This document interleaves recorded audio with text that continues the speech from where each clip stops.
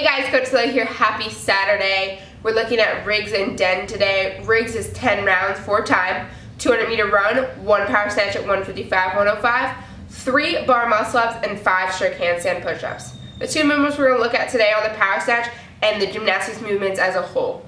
The power snatch should be on the moderately heavy side. You should be able to do 3 to 5 reps unbroken when fresh, so pick something in there. What we're looking at is that strong hip drive, and then we're going to receive the barbell in a partial overhead squat, and then stand it up to full hip and knee extension. For the gymnastics movements, you need to do small sets of gymnastic movements. It's small sets of gymnastic movements followed by running and 1 power snatch. So although it seems like a lot, 10 rounds, you're really only doing 1 power snatch. It's small increments, small sets. So you should be able to complete these gymnastics movements unbroken at each station. For the bar muscle-ups, you're going to drive the hips towards the bar while in that hollow position, pushing down on your arms or down on the bar with straight arms, completed with full extension of the arms in the support position. For the strict handstand push-ups, we're going to start with the arms extended, and then the elbows move forward during the descent, descending until the head touches the ground, completing the rep with full arm extension with open shoulders. No kips allowed today. Moves and substitutions. For the run, you can do a 250-meter row, 12 to 9 calorie assault bike, or 20 times 10 shuttle meter runs. For the bar muscle-ups, you can do banded bar muscle-ups, jumping bar muscle-ups, chest to bar pull-ups, chin over the bar pull-ups, or strict pull-ups.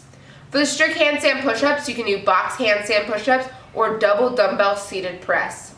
Some tips and tricks. The work taking place inside the gym has a very small amount of reps, which allows you to clear them fast and maintain intensity. So although it looks like 10 rounds is a lot, you are doing only the 1 power snatch, 3 bar muscle-ups, and 5 handstand push-ups. That is a small set, and a lot of athletes will be able to do that unbroken.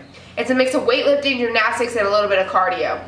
This should take you about 15 to 20 minutes. Push the pace on each movement. Small amounts of reps today, so that allows you to go unbroken through the whole workout.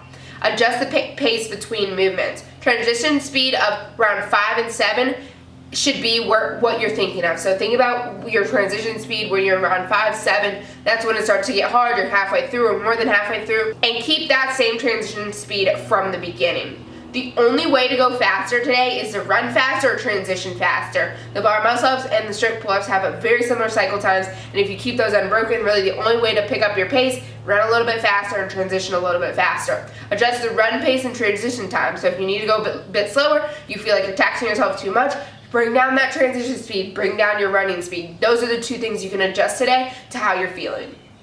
On to Den. This is 10, 9, 8, 7, 6, 5, 4, 3, 2, 1. Double dumbbell clusters, 200-meter run.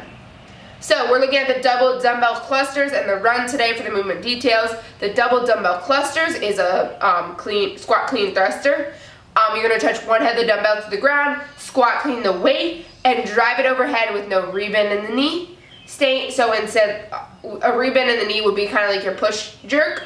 We're rebending that knee. We're going to eliminate that today, and it's going to be like a push press. Once you come up, you should never have a rebend in your knee. Staying connected to the weight, keep the dumbbell in contact with the body in the clean. You want your dumbbell as close as you can to your body, and while standing up in that squat, you want it close as well. More contact, it means the more secure it is and the more powerful we can get to drive that weight overhead.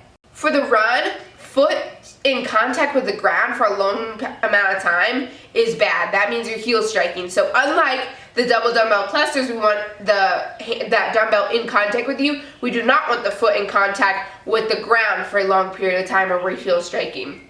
This will slow us down and take a toll on our joints. Pull the foot up off the ground quickly and spend less time in contact with the ground, and more pulls can lead to more efficient running.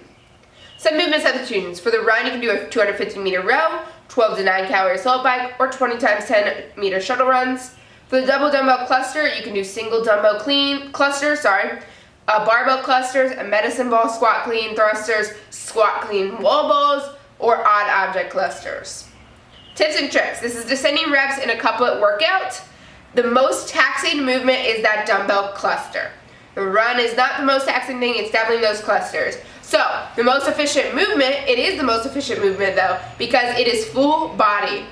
That requires a lot of work, through the whole range of motion. You're going all the way down to a squat and all the way up, pressing overhead. You have full range of motion, and this is the most efficient movement, or effective movement, I guess I should say, not necessarily efficient. But you can make it efficient by keeping that dumbbell in contact with the body. After the clusters, you will then run that 200 meters.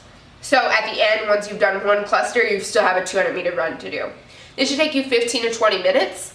40 of the 55 reps of the clusters are in the first 5 rounds. So if you did Purell a couple weeks ago, that was the squat clean, or the squat snatches and the running. It's that same thing, that most of the reps are in the beginning, the first 10, 9, 8, 7, 6, 5. That is where most of the clusters are. Once you get there, you have less. You have 15 reps of clusters left to do.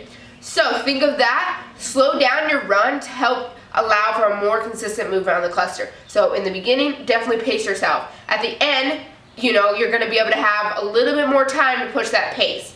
Quick breaks in the transitions can be beneficial. It might be helpful today to have a little bit of break. Sometimes we want your transitions to be right next to go right to that next movement, but today having a small break in there could see some benefits for you. Once you reach round 5, again, you only have 15 thrusters left. So once you reach round 5, again, you have 15 clusters left. So you will begin to push the pace on one of the 2 stations. So pick either the run or the clusters, where you're either going to speed up your run or you're going to cycle your time faster on those clusters. Pick one of those after you reach round 5 and really pick up the pace. So that's all the tips and tricks I have for you guys today. So we have a lot of great things coming to us. Murph is coming up real soon. So we'll be practicing those push-ups, those pull-ups, and that run, and those air squats. And let's have a wonderful week coming up here soon. Bye, guys.